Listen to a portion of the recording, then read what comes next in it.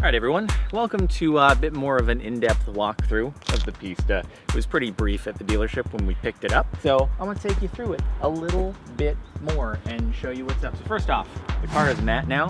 I had it wrapped in XPEL Stealth. It was kind of the plan going into things. I think I mentioned it in the video picking it up. That's sort of why I ordered it in black with this configuration, is I thought that converting it to matte would be very nice. It's very expensive to do a matte paint from the factory, like $30,000, and you have to wrap it anyway once you get it. And so it's like, well, why do that? Why not just wrap the gloss paint with XPEL Stealth?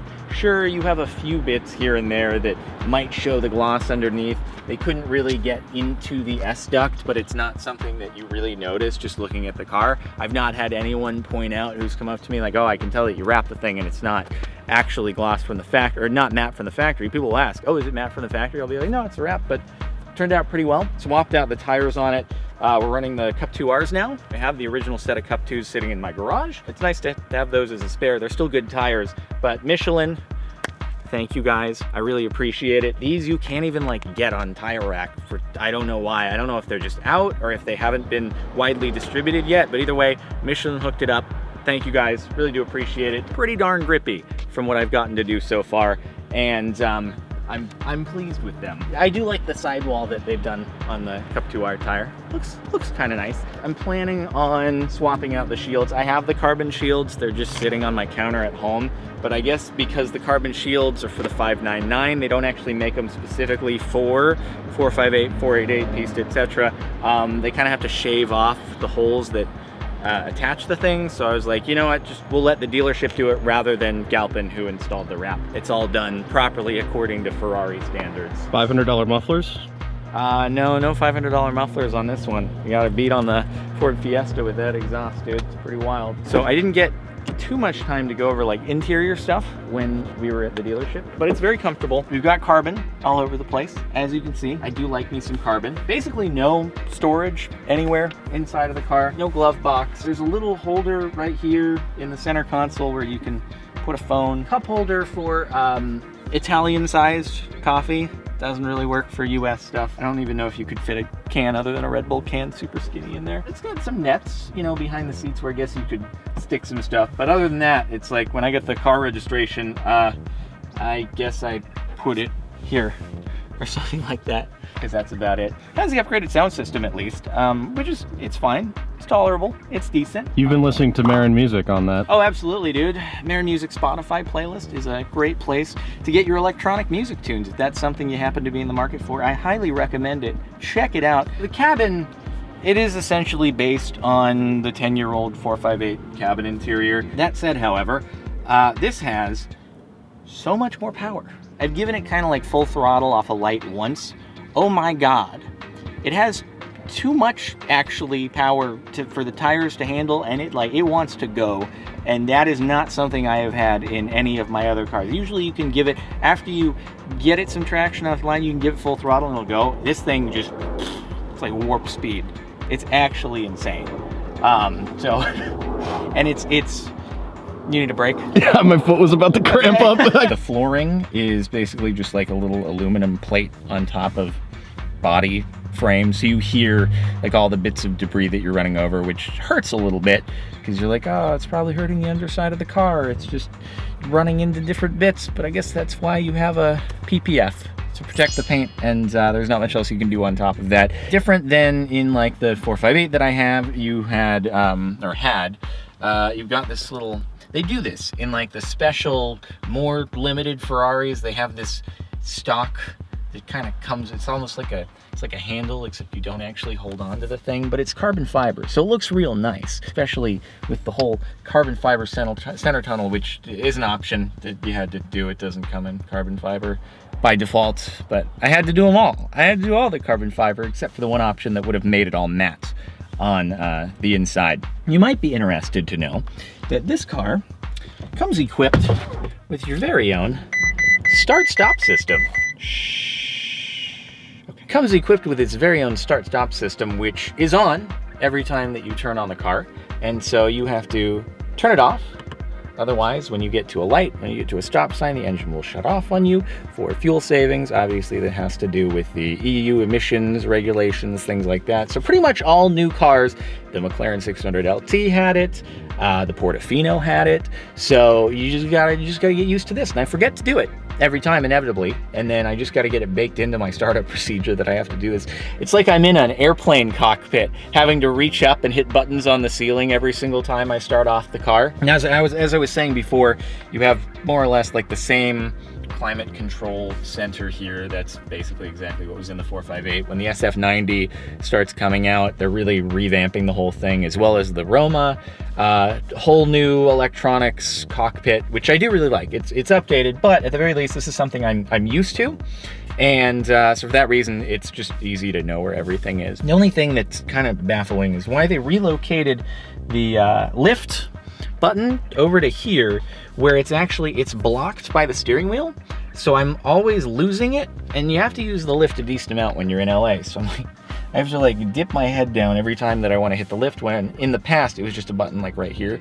So I know it was like that on the 488 too. I'm sure there's some reason for it, but it's just a strange position to have it obscured by the steering wheel, when usually you need to access it in like kind of a quick moment when you're approaching like a dip that you think you might need it on. This car also has something that might have been in the 488 as well. It's called the Vta System, which is over here on this other screen, where it gives you this like top-down overview of the car, and when it's turned on, you'll have things that are blue, things that turn green as they heat up and get to temperature. And so it kind of just tells you, it'll actually say go. If you're on like a track or something, you'll know that everything is up to temperature and you're good to start driving at full throttle, as opposed to having to, I don't know, check systems independently, go to different screens, see if everything is up to temperature. It kind of just puts it all in one place, which is pretty nice. So I do like that. And then you can also, just with every other one of the Ferraris, you can check your tire pressures individually. You can check the temps of oil and water individually. This just kind of summarizes it all together. Another quick little thing on the limited run Ferraris, they just increase the real estate on the shifters. I still to this day don't know what I prefer between having the shifters stuck to the wheel like on the Porsche, or with Lamborghini and Ferrari where they're mounted on the stock so that the wheel moves but they don't.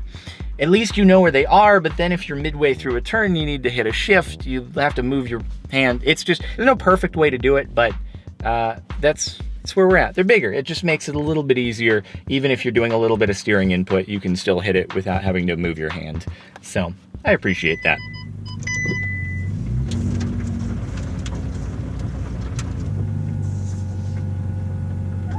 All right, everyone, we got ourselves the first canyon drive in the Pista. Well, first, I did take a drive in Malibu last weekend, but this car definitely more suited to roads like these.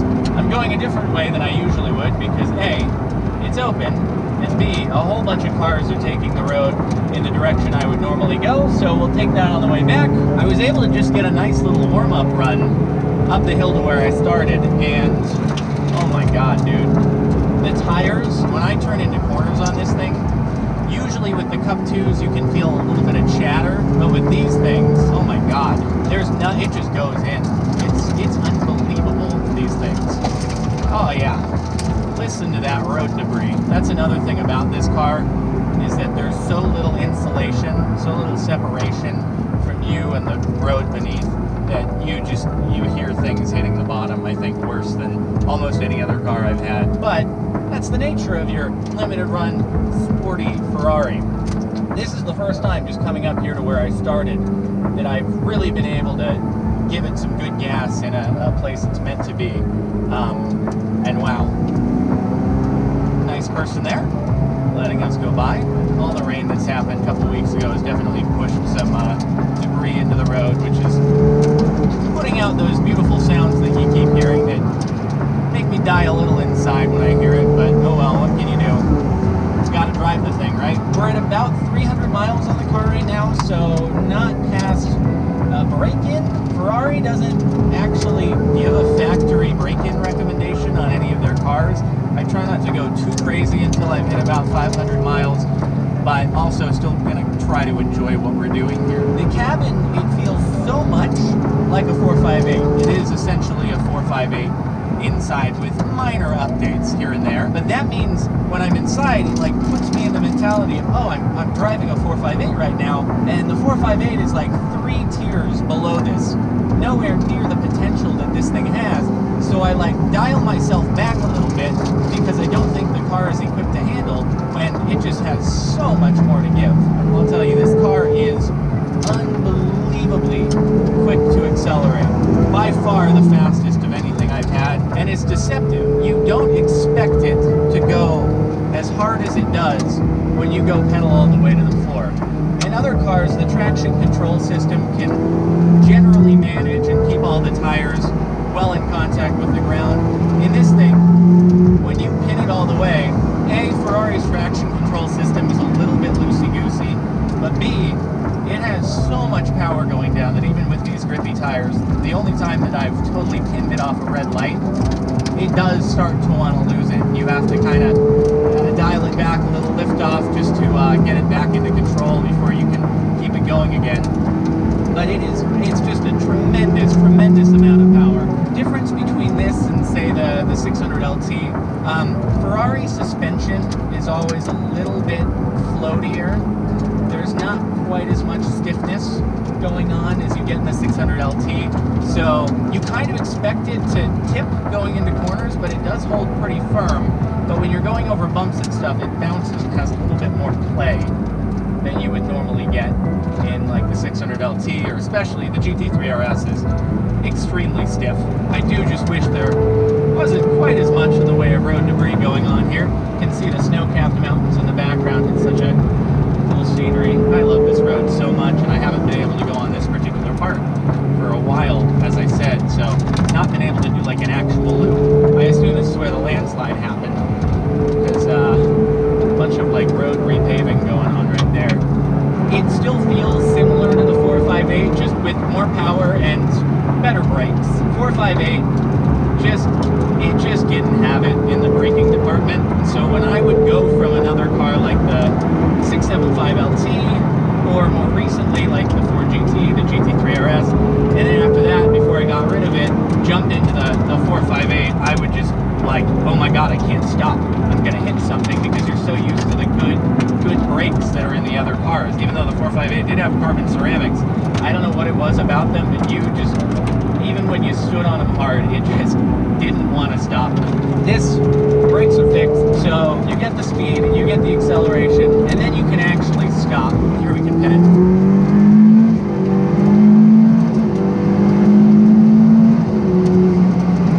Oh my god.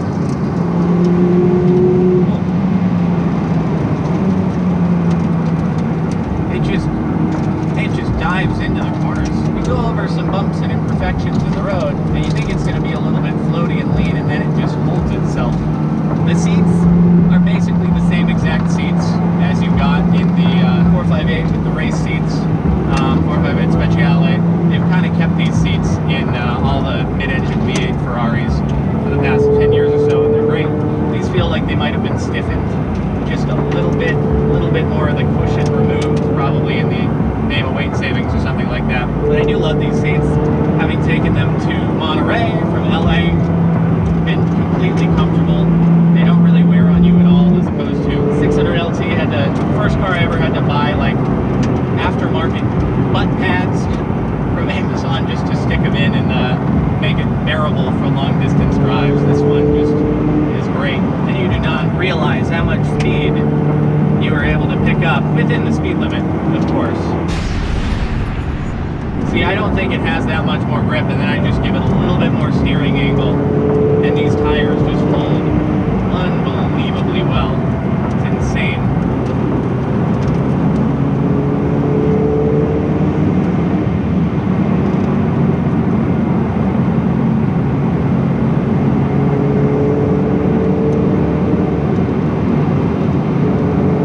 The gas pedal has like a long range of travel in this thing.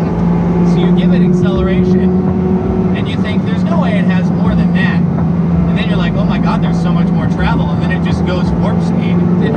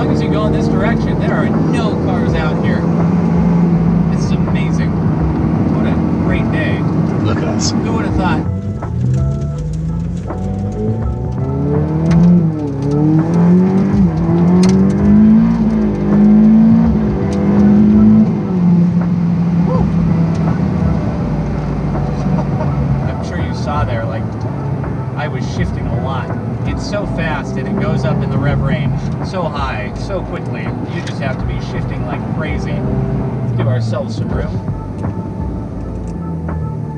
See if there's a Skyrim name this time.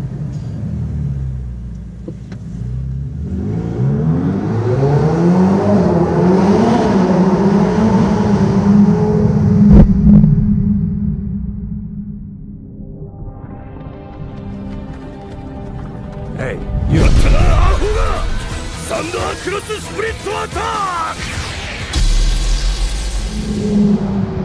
Oh my god! Oh my god, it's fast! Whoa! I can't give it full throttle off first. It'll break loose. And that's like that right there was with some amount of like modulation of backing it off a little bit just so I'm not sliding out in the tunnel. Oh my god. It is so fast. I've never felt like sometimes you see car reviewers who are reviewing your car and they're like, it's almost too fast. This starts to fall into that category. It's insanity.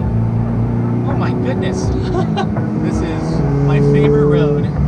It's closed further up, so I can't take it all the way as far as it goes, but it is just so buttery smooth. So amazing. What a great road to be able to drive this on.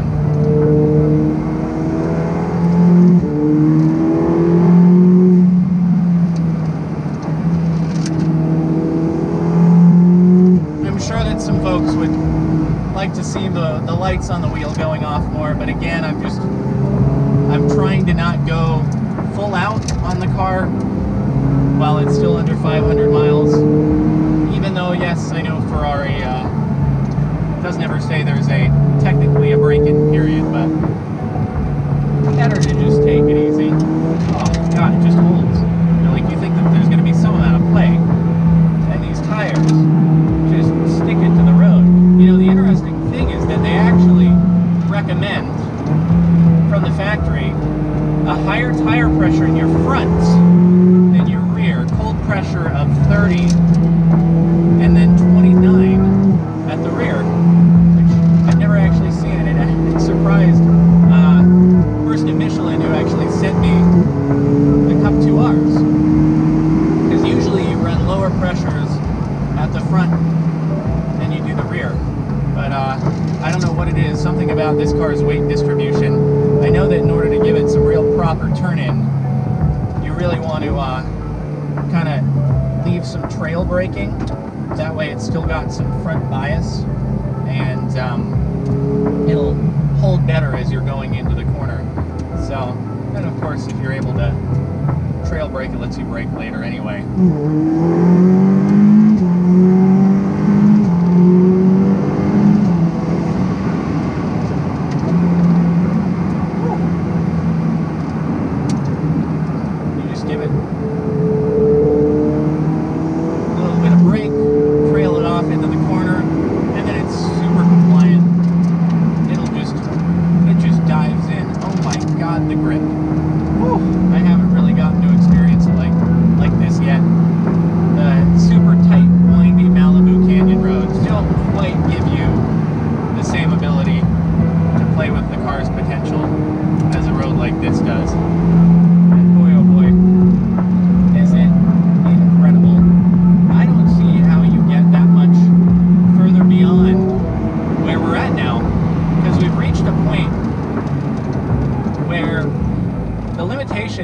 Speed are essentially just the tire traction, at least in terms of the acceleration.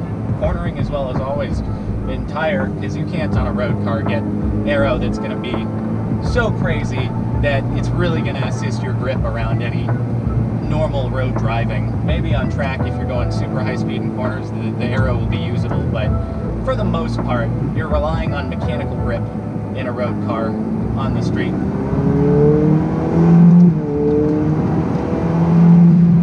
So the Cup 2Rs are kind of as good as you can get. When I see these like electric cars that are going to be coming like the Tesla Roadster with the claimed acceleration of 1.7 to 60, it's like how much further beyond that can you actually go? Because at that point, that's got to be pretty much almost at the limit of what a modern tire can handle, and who knows how much more there is in terms of technology. Like right? Where you simply cannot get grippier. It will keep approaching this asymptote that can't be exceeded. And I just wonder how close we are to getting to that point because of how good the vehicles are these days. It's just unbelievable. Ferrari has this thing called like active slip control when it comes to the Pista, which is supposed to allow you to be able to just easily send it into a drift, and then the car will almost like help hold it there and bring it back into a line for you, which I would not test on any road such as this, but if I'm ever in like a parking lot environment and my tires are on their last leg, who knows? Maybe we'll see what it's got. It does mean that even if the car starts to step out on you, it's like the computers are so good at this point that you still have this safety net in place as we end up behind a truck and a couple food trucks here. Well, I don't know if these guys are gonna pull over or not, so I feel like we've gotten some good driving in. I'm very satisfied with what we've done so far.